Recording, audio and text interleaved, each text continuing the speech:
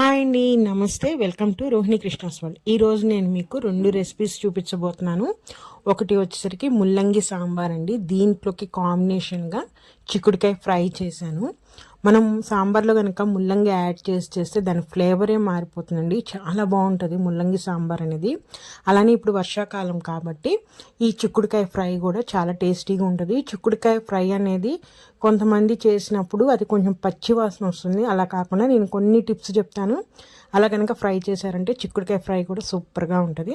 So ఇవి ఎలా చేయాలో చూపిస్తాను. ఫస్ట్ ముల్లంగి సాంబార్లోకి కావాల్సిన ఐటమ్స్ అన్నీ నేను ఇక్కడ ఒక మీడియం సైజు ఉల్లిపాయ సన్నగా పొడుగ్గా కట్ చేశాను, పచ్చిమిరపకాయలు, అలానే కొన్ని వెల్లుల్లిపాయలు తీసుకున్నాను. ముల్లంగి అండి, పైన ఉన్న చెక్కు అంతా తీసేసి నేను ఈ విధంగా రౌండ్గా కట్ చేసుకున్నాను. మీ ఇష్టం పొడుగ్గా అయినా కట్ చేసుకోవచ్చు. అట్లానే ఒక 2 టమాటాలు తీసుకుని అవి కూడా పొడుగ్గా సన్నగా కడుక్కున్నాను. అలానే చింతపండు అండి, మన సాంబార్లకు సరిపోయిన చింతపండు నానబెట్టి రసం తీసి పెట్టుకున్నాను. అలానే ముందుగానే కందిపప్పు కొంచెం పసుపు వేసి ఉడకబెట్టేసేసి ఈ విధంగా రెడీ చేసి పెట్టుకున్నానండి.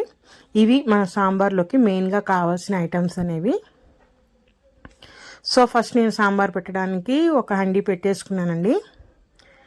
ఆయిల్ వేసుకున్నాను. ఆయిల్ హీట్ ఎక్కగానే దీంట్లోకి ఫస్ట్ తాలింపు గింజలు అంటే ఆవాలు, మినపప్పు వేసాను.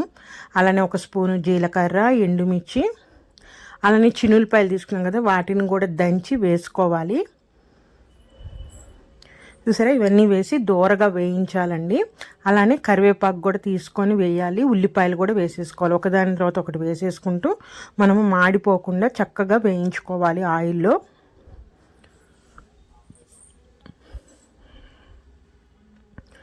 ఉల్లిపాయలు ఎప్పుడైతే వేగుతాయో అప్పుడు దీంట్లోకి పచ్చిమిరపకాయలండి. చెప్పాను కదా, నేను ఒక 5-6 పచ్చిమిరపకాయలు తీసుకొని సన్నగా పొడుగ్గా ఇలా కట్ చేసుకున్నాను. కట్ చేసుకుని పచ్చిమిరపకాయలు వేయగానే ఇప్పుడు దీంట్లోకి మనము కరివేపాకు కూడా నూనెలో ఫ్రై అవ్వాలి. అప్పుడే అలా వేగితేనే దాంట్లో ఉన్న ఫ్లేవర్ అనేది బయటకు వస్తుంది కరివేపాకులోది. సో కరివేపాకు కూడా వేగగానే ఇంకా దీంట్లోకి టమాటాలు కూడా నేను ఒక 3 టమాటాలు తీసుకొని పొడుగ్గా సన్నగా కట్ చేసుకున్నాను. అవి కూడా వేసేసి ఇంకా ఫైనల్గా మనం ముల్లంగిని కట్ చేసి వాటర్లో వేసుకుంటే కలర్ చేంజ్ అవ్వకుండా ఉంటుంది. సో ముల్లంగి ముక్కలు కూడా అన్నీ వేసేసి ఇప్పుడు ఆయిల్లో 1 నిమిషం పాటు బాగా మనము ఇలా ఫ్రై చేస్తున్నట్టు కలుపుకోవాలండి. అలా 1 నిమిషం పాటు బాగా ఫ్రై చేసిన తర్వాత ఆయిల్లో ఇప్పుడు దీంట్లోకి సాంబార్లోకి సరిపడా పసుపు వేసేసుకోవాలి. అలానే కారం అనేది మన స్పైసీ తగ్గట్టుగా కారం వేసేసుకోవాలి. వేసేసుకొని ఈ పసుపు కారం అనేది బాగా కలుపుకోవాలి. అంటే ఆ ముక్కలకి అంతా పట్టేటట్టుగా బాగా కలిపేసేసుకోవాలి. కలుపుకొని ఇప్పుడు దీంట్లోకి మూత పెట్టేసేసుకొని మనము ఒక 5 నిమిషాలు మీడియం ఫ్లేమ్లో మగ్గించాలండి. అంటే ఆ నూనెలో ఈ ముల్లంగి అనేది ఫ్రై అవుతుంది. చూసారా, ఈ విధంగా కొంచెం ఒక 5 నిమిషాలు మగ్గించిన తర్వాత నూనెలో ఒకసారి మూత తీసి మొత్తం కలిపేసేసుకొని ఇప్పుడు దీంట్లో ఇందాక మనము ఒక చిన్న నిమ్మకాయ సైజు అంతా చింతపండు నానబెట్టి రసం తీసి రెడీగా పెట్టుకున్నాం కదా, ఆ చింతపండు రసం అనేది పోసేసేయాలి. పోసేసి ఈ చింతపండు రసంలో ఇప్పుడు ముక్కల్ని మనము ఆ ముల్లంగి అనేది మెత్తగా అయ్యే వరకు ఉడికించుకోవాలి. మీడియం ఫ్లేమ్లో పెట్టి మూత పెట్టేసుకొని ఉడికించాలండి. అప్పుడప్పుడు మూత తీసి చూస్తూ ఉండాలి. ఒకవేళ చింతపండు రసం అయిపోతే కొంచెం వాటర్ వేసుకొని ఆ ముల్లంగి అనేది ఉడికే వరకు ఉడికించుకోవాలి మనము. ఈ టైంలో మీరు ముల్లంగితో పాటు ఇంకా కూరగాయ ముక్కలు కూడా యాడ్ చేసుకోవచ్చు. సొరకాయ, ములక్కాయ, దోసకాయ, బెండకాయ, మీ ఇష్టం, ఇది ఏదైనా యాడ్ చేయొచ్చు. కానీ ముల్లంగి వేసినప్పుడు దాని ఫ్లేవర్ ఎక్కువగా తెలుస్తూ ఉంటుంది కాబట్టి ఇంకా మిగతా యాడ్ చేయకపోయినా పర్వాలేదు. నేనైతే మిగతా ఏమి వేయలేదు. ఇలా బాగా ముల్లంగి ఉడికిన తర్వాత దాంట్లో మనం ఇందాకే ఉడకబెట్టుకున్న పప్పు మిశ్రమం ఉంది కదా, అదంతా వేసేసేయాలండి. వేసేసి తగినంత వాటర్ పోసుకొని మనము ఇప్పుడు టేస్ట్కి తగ్గట్టు సాల్ట్ వేసేసుకొని బాగా కలిపేసేసుకొని ఇప్పుడు దీన్ని మరిగించుకోవాలి సాంబార్ని. చూసారా, ఈ విధంగా బాగా కలిపేసేసుకొని మూత పెట్టేసి హై ఫ్లేమ్లో పెట్టుకోవాలండి. ఎప్పుడైతే పొంగు వస్తుందో మూత తీసేసి మీడియం ఫ్లేమ్లో పెట్టుకొని ఒక 5 నిమిషాల పాటు బాగా మరిగించాలి. చూసారా, ఈ విధంగా బాగా మరుగుతున్నప్పుడు ఒకసారి కలిపేసేసుకొని ఈ టైంలో ఇంకొక ఐటమ్ అండి. ఈ పౌడర్ వేయటం వల్లే ఈ సాంబార్కి అనేది ఫ్లేవర్ ఇంకా పెరుగుతుంది. అదే సాంబార్ పౌడరు మనం లాస్ట్లో వేయాలి. సాంబార్ పౌడర్ అనేది స్టార్టింగ్లో వేస్తే దాని ఫ్లేవర్ అంతా పోతుంది. సో నేను ఒక 1.5 స్పూన్ సాంబార్ పౌడర్ వేస్తున్నాను.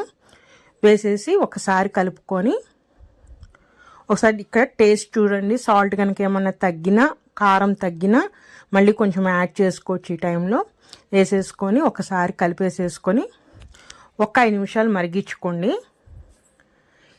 మరిగించుకున్న తర్వాత ఇప్పుడు ఫైనల్గా కొత్తిమీర అండి. మనము కొత్తిమీర వేసేసుకొని దీనిని ఇంకా మనము మూత పెట్టేసేసుకొని ఇంకా స్టవ్ ఆఫ్ చేసేసేయాలి. ఎందుకంటే ఆ వేడికి ఆ కొత్తిమీర ఫ్లేవర్ అంతా కూడా సాంబార్కి వచ్చేస్తుంది. సో మనము స్టవ్ ఆఫ్ చేసి పక్కన పెట్టుకున్నాం. ఇప్పుడు చిక్కుడుకాయ ఫ్రై అండి. నేను చిక్కుడుకాయని శుభ్రంగా ఉడికిచ్చి పక్కన పెట్టుకున్నాను. కుక్కర్లో 3 విజిల్స్ పెట్టుకొని ఉడకబెట్టి తీసి పక్కన పెట్టేసుకొని ఒక ప్యాన్ పెట్టుకుని దాంట్లో ఆయిల్ వేసాను. తాలింపు గింజలు, జీలకర్ర, కరివేపాకు, ఉల్లిపాయలు ఇవన్నీ వేసి బాగా వేయించాలి.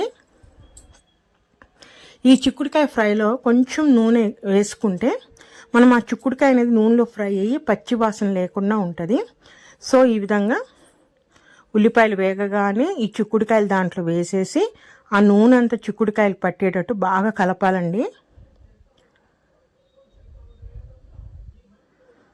చూసారా, హై ఫ్లేమ్లో పెట్టుకొని 1-2 నిమిషాల పాటు బాగా వేయించాలి. ఇలా వేయించిన తర్వాత ఇప్పుడు ఫ్లేమ్ని మీడియం ఫ్లేమ్లోకి పెట్టేసేసుకొని ఇప్పుడు కర్రీ అంటే మన ఫ్రైకి సరిపడా పసుపు, అలానే కారం కూడా కొంచెం ఎక్కువ వేసుకుంటే మనకు ఆ పసర వాసన అనేది రాదు చిక్కుడుకాయలో. సో అలానే ఉప్పు, ఫ్రైకి సరిపడా రుచికి సరిపడా ఉప్పు, ఈ 3 వేసుకొని ఇప్పుడు ఈ కారం, ఉప్పు అనేది ముక్కలన్నిటికీ సమానంగా పట్టేటట్టు బాగా కలుపుకోవాలి మనము. సరే, ఈ విధంగా బాగా కలిపేసేసుకోవాలి. ఇలా కలుపుతూనే మనం ఇంకొక 2 నిమిషాలు వేయించేసుకొని ఇప్పుడు మూత పెట్టేసేసుకొని మనము సిమ్లో పెట్టేసి ఇంకొక 5 నిమిషాలు మగ్గించాలండి.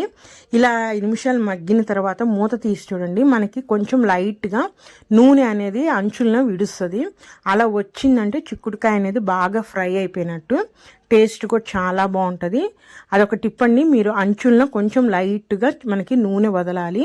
అందుకని సిమ్లో పెట్టుకొని మూత పెట్టేస్తే మనకి అలా వస్తుంది. కొంచెం నూనె కూడా ఎక్కువ వేసుకోండి. సో ఇట్లా ఈ విధంగా వచ్చిన తర్వాత మొత్తం ఒకసారి కలిపేసేసుకుంటే మన చిక్కుడుకాయ ఫ్రై కూడా రెడీ అండి. ఈ వర్షాకాలంలో ఈ గింజ చిక్కుడుకాయ అనేది బాగా దొరుకుతుంది మనకి. సో ఫ్రై ఒకసారి ఇలా ట్రై చేయండి. చిక్కుడుకాయ ఫ్రై రెడీ అండి. ఇది మన రైస్లోకే కాదు, చపాతీలో చేసుకున్నా కూడా ఈ ఫ్రై చాలా బాగుంటుంది.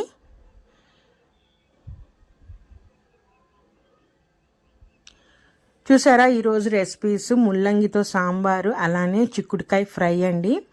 ఈ వేడి అన్నంలో కనుక సాంబార్ వేసుకొని పక్కన సైడ్ డిష్గా మనం చిక్కుడుకాయ ఫ్రై పెట్టుకొని కనుక తింటే ఇంకా సూపర్ ఉంటుందండి. ఆ రోజైతే మీరు కూడా ఒకసారి ట్రై చేసి టేస్ట్ ఎలా ఉందో చెప్పండి. ముల్లంగి సాంబార్తో పాటు మనం చిక్కుడుకాయ ఫ్రై రెసిపీ చూశారు కదా.